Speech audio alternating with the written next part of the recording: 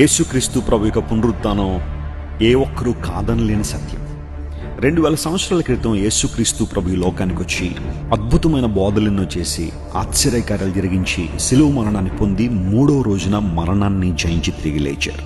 యేసుక్రీస్తు ప్రభు యొక్క ఖాళీ సమాధి యేసుక్రీస్తు ప్రభు పునరుత్థానుడయ్యాడు అనడానికి ఒక సజీవ నిదర్శనం. ప్రపంచంలో ఏ ఒక్కరూ రాలేనట్టుగా కన్యగర్భాన్ని లోకానికి వచ్చారు. ఏ ఒక్కరూ వెళ్ళని రీతిలో ఖాళీ సమాధి నుండి యేసు ప్రభు బయటికి వెళ్ళారు. ఇది ఆలోచించాల్సిన విషయం.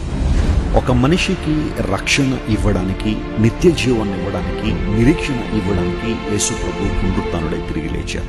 యేసుక్రీస్తు ప్రభు పునరుత్థానుడయ్యాడు అనడానికి ఉన్న అనేకమైన రుజువుల్లో ఒకటి, ఒక పాపి రక్షణ పొందడం, నీతిమంతుడిగా మార్చబడ్డం.